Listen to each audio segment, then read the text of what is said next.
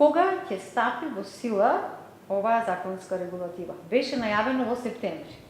Да, законот требаше да почне да се однесува на платите што се исплаќаат од септември, што се однесуваат односно за месец септември, а се исплаќаат во октомври. Меѓутоа, законот е блокиран во собрание моментално, скоро веќе месец дена, и заради тоа не знаеме кога ќе биде донесен законот и не знаеме дали ќе може да се однесува на платите за месец септември. Останува да видиме како ќе работи собранието, дали воопшто ќе работи наредниот период, дали овој закон ќе се најде, овие измени ќе се најдат на дневен ред, што ќе прават пратениците, дали ќе можеби ќе има обструкции како што имаше до сега. Останува да видиме што ќе се случува. Но генерална оценка наша е дека ова е лошо, дека законот требаше да биде донесен на време, за да може да се однесува на платите што се однесуваат на месец септември. Секој пролонгирање на штета на работниците, на најзагрозената категорија на работници, они со минимални плати, со ниски плати, не само минимални плати, и затоа ургираме, апелираме да се возможи донесување на овие измени, затоа што оваа категорија на граѓани не смее да трпи. Колку илјади граѓани се опфатени со оваа законска регулатива? Предвидено е да бидат опфатени околу 130.000 работници, односно тоа е оној број на работници кои што има плата под 12.000 денари нето, што е новата минимална плата што се предвидува со овој закон. Од тие 130.000 работници, најголем дел се вработени во текстилната индустрија и во трговијата. Во текстилната индустрија има вработени околу 17.000 работници и тоа е околу високи 40% од вкупниот број вработени во текстилната индустрија. Таму има вработено околу 40.000 лица, значи од тие 40.000 лица дури 40%, односно 16.000 имаат плата што е пониска од 12.000 денари. Во трговијата бројот е нешто поголем, не сум точно сигурен колку беше, ама за нијанса поголем, затоа што таму има поголем број на вработени, но процентуално кога се гледа колкав број на вработени ќе бидат опфатени во трговијата, тој процент е помал отколку во текстилната индустрија. Но станува збор за тие дејности кои што обично се сметаат за најзагрозени. Дејности во кои што работниците се најмалку заштитени. Како работодавецот ќе овозможи исплата на оваа минимална плата од 12.000 денари доколку неговото претпријатие не е во добра финансиска кондиција? Да, за да спречиме отпуштање на работници заради покачувањето на минималната плата, пред се од страна на оние фирми кои што не се во состојба да ја зголемат минималната плата, доколку воопшто има такви, предвидуваме да им се даде подршка, финансиска подршка на фирмите за зголемување на минималната плата. Финансиската подршка ќе се исплаќа преку Министерството за труд и социјална политика. Во ребалансот за буџетот што помина пред некое време во собрание, се предвидени средства за оваа намена. Предвидено е да се покрива, државата да покрие околу 70% од покачувањето на платата во првите 6 месеци. Во наредните 6 месеци тоа се преполовува, тој износ се преполовува и после наредните, значи во првата година е предвидено да има државна подршка за покачување на минималната плата, понатаму не се предвидува да има државна подршка. Значи покачувањето од прилика 70%, точните износи се наведени во закон, не би ги наведувал тука за да не оптеретуваме со бројки.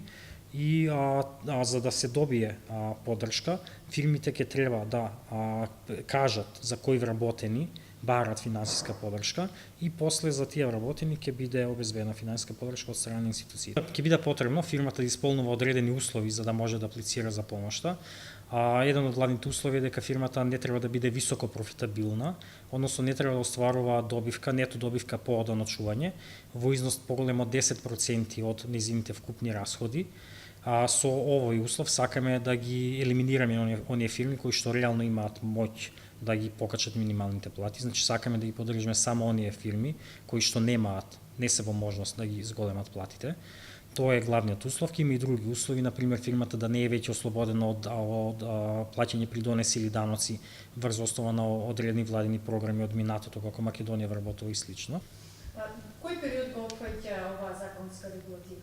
По-конкретно, дали фирмите кои сега се отвораат, по донесување поточно на законската регулатива, по усвојување во собранието, дали фирмите кои потоа се формираат, се основаат, ќе може да користат оваа бенефиција? Да. Значи покачувањето, државната подршка за покачувањето на минималната плата ќе се однесува на оние работници кои што се веќе вработени и кои што имале плата во првите 3 месеци од 2017 година, која што била под 12.000 денари. Зошто го правиме ова? Затоа што сакаме да спречиме некои работници кои што се веќе вработени, фирмата на нив да им ги намали платите со цел да добие повисока државна помош. Може тоа да се случи, например, ако кажеме дека ќе се пресметува, ќе се однесува мерката и на работници што се вработени, не знам, во септември, можно е фирмата да вработи човек по плата што е, не знам, 8.000 денари, карикирам, но со цел да ја долувам суштината, значи по плата што е ниска, се со цел да добијат повисока државна подршка. Значи сакаме тоа да го спречиме и заради тоа кажавме дека поддршката ќе се однесува само на оние луѓе кои што се веќе вработени и кои што во првите 3 месеци од оваа година остварувале плата што е пониска од новиот минималец. Само тие работници ќе може да добијат државна подршка. Законот вели минимална плата во Република Македонија е 12.000 денари. Што со оние фирми каде што работниците потоа по донесување на овој закон, понајпрвиот што го опфаќа, значи, за измената на законската регулатива, поточно субвенционирањето, што со оние фирми кои нема да може да ја остваруваат минималната плата, како ќе функционираат, како работникот ќе остварува минимална плата од 12, гарантирано од 12.000 денари. Па законот предвидува дека платата мора да биде толку и фирмите се должни да го почитуваат тој закон. Значи фирмите нема да може да исплаќаат минимална плата што е пониска од тој закон, за полно работно време и така натаму, затоа што минималната плата се однесува на полно работно време. Ако работникот работи со скратено работно време, тогаш може да прима плата која што е пониска од 12.000 денари, но за полно работно време нема да може да биде таа плата пониска. Значи законот тоа го специфицира и тоа мора да се почитува. Тука нема никакви измени затоа што и до сега имаше закон кој што се однесуваше на ова. Единствената измена е што износот на минималната плата го менуваме од 9.590 го зголемуваме на 12.000. Тоа е тука единствената измена. Исто така треба да се истакне тоа дека работниците за кои што фирмата ќе добие државна поддршка, тие работници фирмата ќе мора да ги задржи на работа 1 година по истекот на поддршката. Тука сакаме да спречиме фирмата да ги отпушта работниците, но само да се осигураме дека нема да има отпуштање на работниците и по истекувањето на периодот на државната поддршка. Спомнавте две дејности, текстилната индустрија и трговијата, како дејности во кои што ќе најде најголема имплементација измената на регулативата. Текстилната индустрија и вработените во оваа гранка постојано потврдуваат дека не е остварувале ниту претходната минимална плата од 9.590 денари. Велат дека се прават низа измами, злоупотреби да речем, од работодавците кои пресметуваат, бараат, поставуваат високи норми, не исплаќаат прековремена работа, работат во празнични денови. Значи во таа ситуација тие не може да остварат ниту минимална плата. Дали во овој случај ќе има засилена инспекција, значи примена на регулативата, засилен инспекцијски надзор на овие фирми, како ќе гарантирате новата влада, бидејќи оваа измена беше дел и од програмата на СДСМ и од програмата на оваа влада. Како ќе гарантирате дека во Македонија навистина минималната плата ќе биде 12? Значи во член 2 од Законот за минимална плата има еден дел што специфицира дека минималната плата се однесува за работници кои што исполнуваат нормиран учинок. И околу овој дел имавме најголеми дискусии со синдикатите и со работодавачите.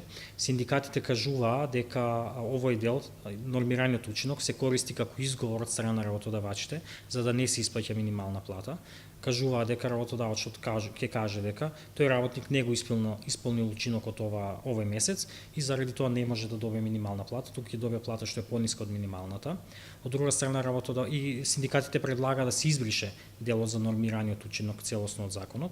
Од друга страна работодавачите беа против тоа, тие тврдеа дека има навистина се случува да има некој работник кој што нема да го исполни учинокот и заради тоа од било која причина и заради тоа не треба да му се исплати на него минимална плата, туку треба да му се исплати пониска плата како дисциплинска мерка или што и да е.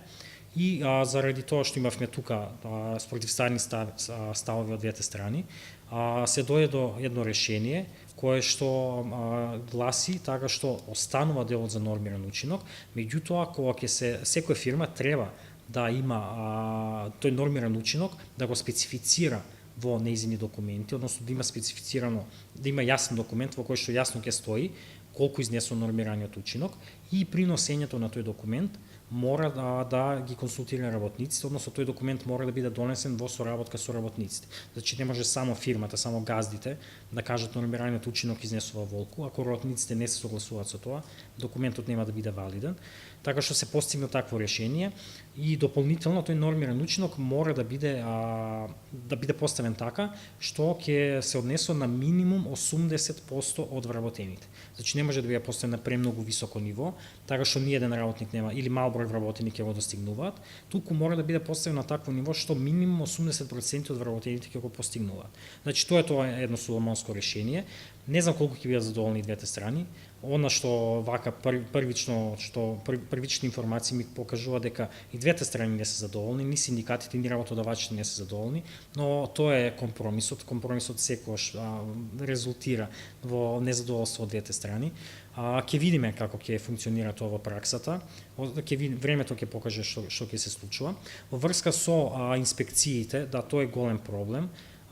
Пазарната инспекција треба да се извини трудовата инспекција, тие прекршувањето на работничките права спаѓаат во доменот на работењето на трудовата инспекција. Тука спаѓа и непочитувањето на регулативата во врска со минималната плата и на правилно функционирање на трудовата инспекција е неопходен услов за да може да се исполни овој закон во пракса.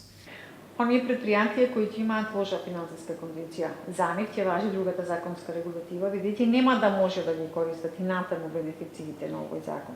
Така, оние кои што нема да може да остварат минимална плата, дел од нив ќе заминат во стечај. Зошто би имало такви предпријатија кога? Како ќе ја подобрите општата клима во државата за да се оствари овој минималец?